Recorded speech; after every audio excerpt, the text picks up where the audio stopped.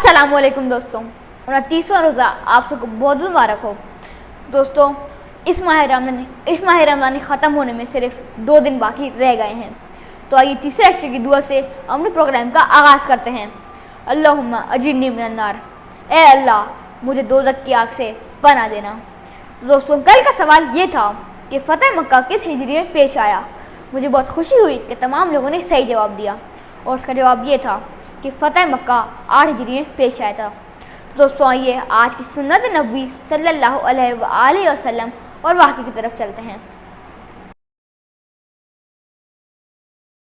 सुन्नत नबवी सल्लल्लाहु अलैहि वसल्लम है कि आप सल्लल्लाहु अलैहि वसल्लम दाएं जानिब करवट करके सोते थे और जब उठते थे तो अपनी आँख को मलते थे और थोड़ी देर बिस्तर पर ही बैठे रहते थे।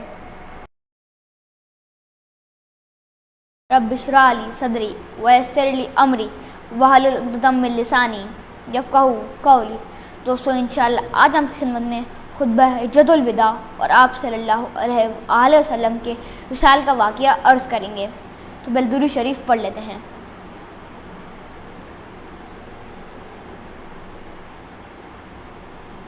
दोस्तों, कल आप खिदमत में फ़तह मक्का का पूरा वाक़या अर्ज़ किया था, तो आगे क्या हुआ आज अर्ज़ करेंगे। फ़तह मक्का के कंक्लूजन में जब आप सल्लल्लाहु अलैहि वसल्लम ने खाने काबा को तमाम बुतों से पाक कर दिया और अपनी आखिरी ग़ज़वा के नतीजे में जो इस्लाम के मुखालिफ अंदरूनी और बैरूनी ताकतें थीं उनको भी ख़त्म कर दिया, तो मुसलमानों को ज़िंदगी गुजारने का एक मुकम्मल निज़ाम अता फ़रमाया। जब मुसलमानों को इस ज़िंदगी गुजारने का एक मुकम्मल निज़ाम अता हो गया तो आप सल्लल्लाहु अलैहि वसल्लम ने इस्लाम के एक अहम रुकन हज का इरादा फरमाया और 10 हिजरी में आप सल्लल्लाहु अलैहि वसल्लम ने हज की सआदत हासिल की। जब लोगों को पता चला कि आप सल्लल्लाहु अलैहि वसल्लम हज की तैयारी कर रहे हैं तो तमाम लोग चाहते थे कि वो आप सल्लल्लाहु अलैहि वसल्लम की क़यादत में हज करेंगे। लिहाजा सवा लाख मुसलमान आप सल्लल्लाहु अलैहि वसल्लम की क़यादत में हज करने के लिए जमा हो गए।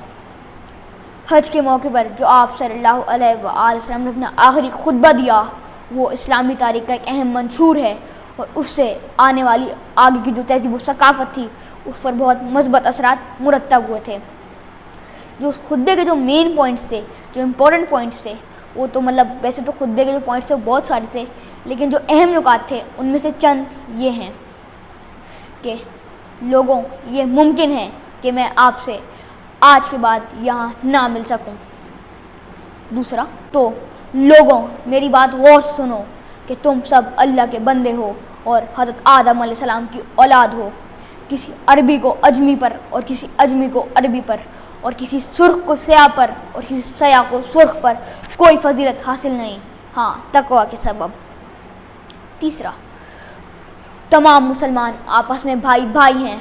तुम्हारी माल, दौलत और इज़्ज़तें एक दूसरे पर, इसकी हिफाजत एक दूसरे पर इस तरह फ़र्ज़ है जिस तरह इस शहर मक्का ये महीना यानी ज़िलहज का महीना और आज का दिन यानी अरफा का दिन।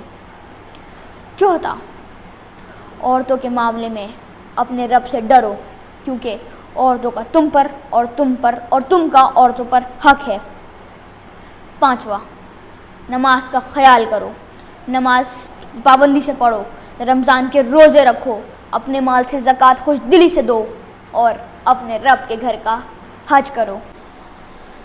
छठा नुकात ये था कि तुम्हारे ऊपर तुम्हारे ग़ुलामों के हुकूक हैं। जो ख़ुद खाओ वो इनको भी खिलाओ और जो ख़ुद पहनो वो इनको भी पहनाओ। इन पर काम ज़्यादा बोझ ना डालो और इनका काम में हाथ बटाओ। ये सब फरमाने के बाद आप सल्लल्लाहु अलैहि वसल्लम ने इरशाद फरमाया, जो यहाँ मौजूद है वो गैब तक मेरा पैगाम पहुँचा दे।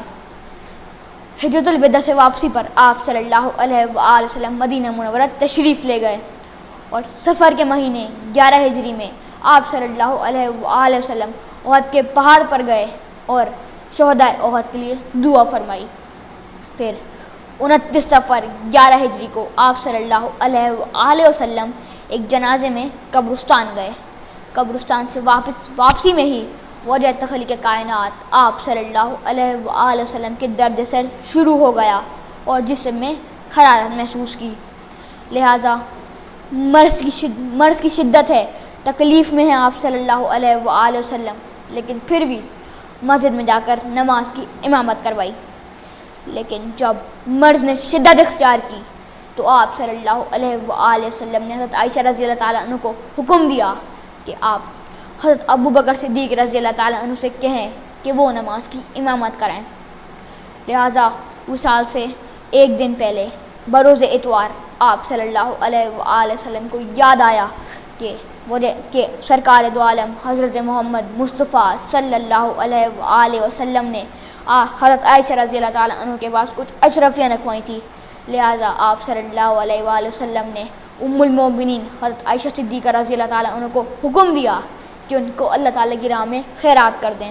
12 ربیع الاول 11 ہجری دوپہر کے وقت آپ صلی اللہ علیہ وآلہ وسلم نے اچھی طرح مسواک فرمائی، اور مسواک سے فارغ ہو کر آپ صلی اللہ علیہ وآلہ وسلم نے یہ الفاظ ادا فرمائے: مفہوم: ان انبیاء، صادقین اور شہداء کے صدقے جن کو تو نے انعام سے نوازا، اے رب مجھ پر رحم فرما اور مجھے بخش دے، مجھے رفیق الہی میں پہنچا دے، اے اللہ رفیق الہی۔ آخری فقرہ آپ صلی اللہ علیہ وآلہ وسلم نے 3 مرتبہ دہرایا، اور یہی وہ لمحہ تھا جب آپ صلی اللہ علیہ وآلہ وسلم نے اس دنیا سے پردہ فرمایا۔ وصال کے وقت سرکار دو عالم حضرت محمد مصطفیٰ صلی اللہ علیہ وآلہ وسلم کی عمر 63 سال تھی، اور جب یہ وصال جو تھا یہ دنیا کے سب سے بڑا، سب سے دردناک وصال تھا، اور جب آپ صلی اللہ علیہ وآلہ وسلم کی جانثار صحابہ کرام رضی اللہ تعالیٰ عنہ کو یہ پتہ چلا، یہ خبر ملی، تو وہ نہایت دکھی ہوئے، پریشان ہوئے، یقین نہ آیا، یہاں تک کہ حضرت عمر رضی اللہ تعالیٰ عنہ نے تلوار اٹھا لی اور فرمایا کہ جو کہے گا کہ آپ صلی اللہ علیہ وآلہ وسلم وصال فرما گئے ہیں، میں اس کے ہاتھ پاؤں کاٹ دوں گا۔ تو اس پر حضرت ابو بکر صدیق رضی اللہ تعالیٰ عنہ نے سمجھایا، اور آپ صلی اللہ علیہ وآلہ وسلم کو ام المومنین حضرت عائشہ صدیقہ رضی اللہ تعالیٰ عنہ کے حجرے میں دفن کیا گیا، جہاں آج بھی آپ صلی اللہ علیہ وآلہ وسلم کا روضہ مبارک ہے۔ تو دوستو، آج کا سوال یہ ہے کہ حجۃ الوداع میں کتنے مسلمانوں نے آپ صلی اللہ علیہ وآلہ وسلم کی قیادت میں حج کی سعادت حاصل کی؟ دوستوں، اس کا جواب آپ مجھے نیچے کمنٹ باکس میں دے سکتے ہیں، یا مجھے میرے انسٹاگرام پہ بھی DM کر سکتے ہیں۔